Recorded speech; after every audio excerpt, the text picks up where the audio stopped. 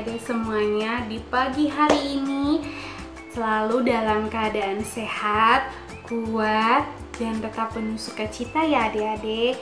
Nah adik-adik, kita mau mengucap syukur, kita mau berkumpul bersama, kita mau beribadah bersama, kita mau memuji dan memuliakan nama Tuhan karena Tuhan Yesus begitu baik buat kita. Tuhan Yesus sudah menjaga kita dari kita tidur di malam hari, dan saat kita bangun di pagi hari kita melihat matahari bersinar dengan terang, bersinar dengan indah karena Tuhan Yesus sudah menjaga kita. Jadi kita harus mengucap syukur kepada Tuhan. Yuk kita nyanyi sama-sama matahari bersinar. Tepuk tangan ya.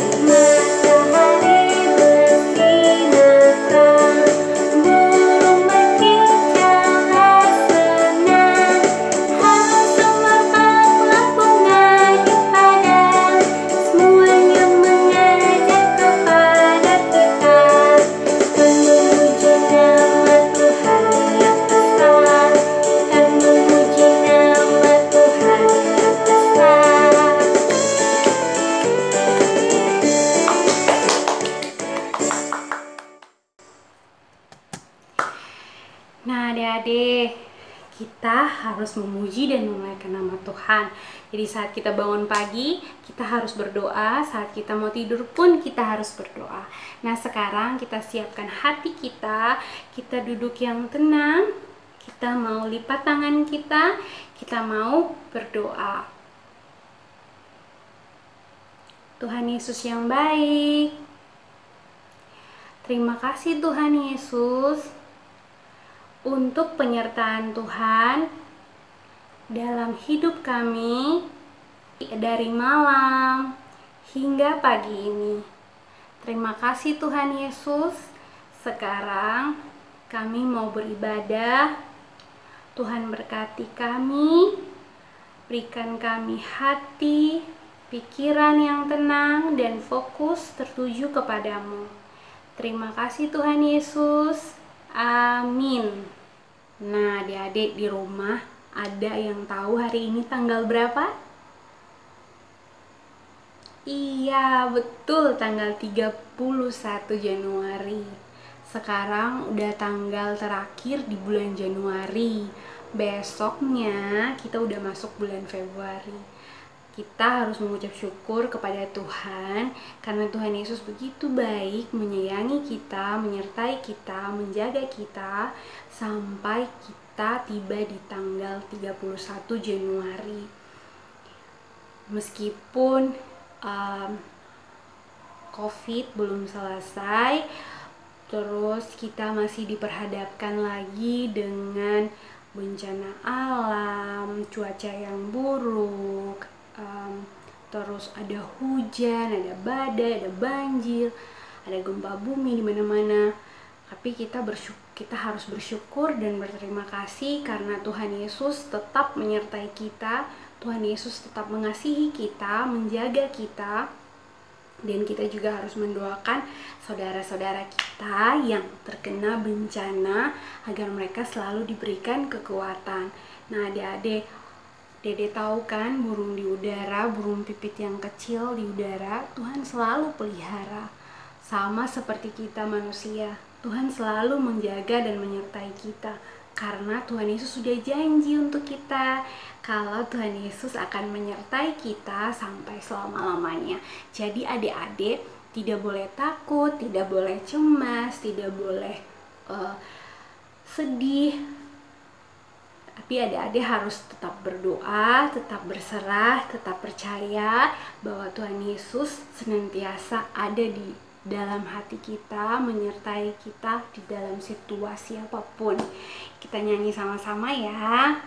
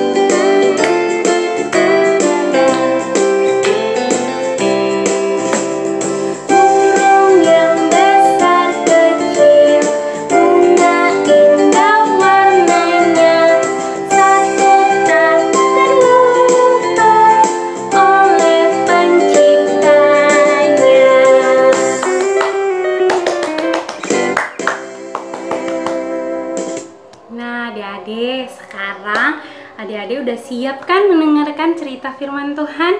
Sekarang kita mau mendengarkan cerita firman Tuhan yang dibawain oleh Katina.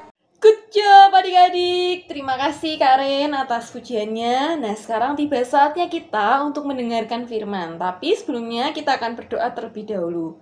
Adik-adik ikut kakak ya. Kita berdoa bersama. Tuhan Yesus, terima kasih karena kami sudah boleh memuji-Mu. Sekarang Tuhan, kami akan melanjutkannya dengan mendengarkan firman-Mu. Kiranya Tuhan, Engkau menyertai kami sehingga kami dapat menerapkannya di dalam hidup kami. Amin. Nah, adik-adik, di sini siapa yang sudah pernah berkunjung ke Jepang? Wah, ternyata banyak juga ya. Yang belum juga nggak apa-apa, karena hari ini kakak akan mengajak kalian semua untuk wisata virtual ke sana. Kita akan belajar tentang 4 musim. Oke? Yuk.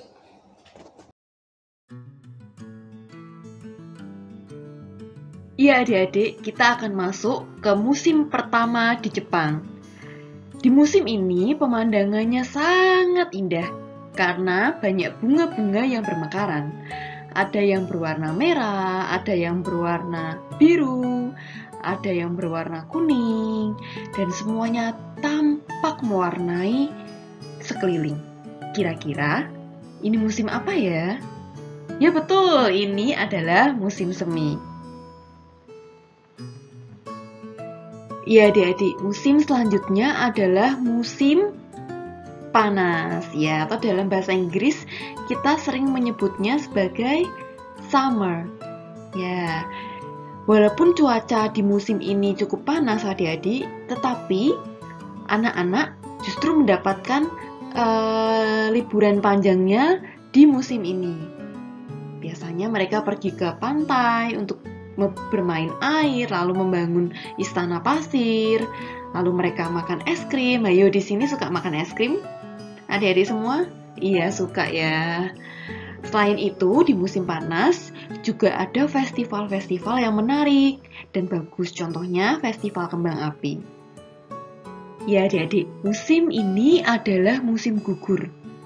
Jadi kalau tadi kita lihat, pada saat musim semi, banyak sekali bunga-bunga bermekaran. Pada musim ini, bunga-bunga yang bermekaran tadi sudah rontok adik-adik. Jatuh ke tanah, berguguran. Nah, tapi apakah adik-adik tahu di musim ini justru tanaman menghasilkan buahnya? Iya, jadi di musim ini para petani sudah berhasil panen adik-adik.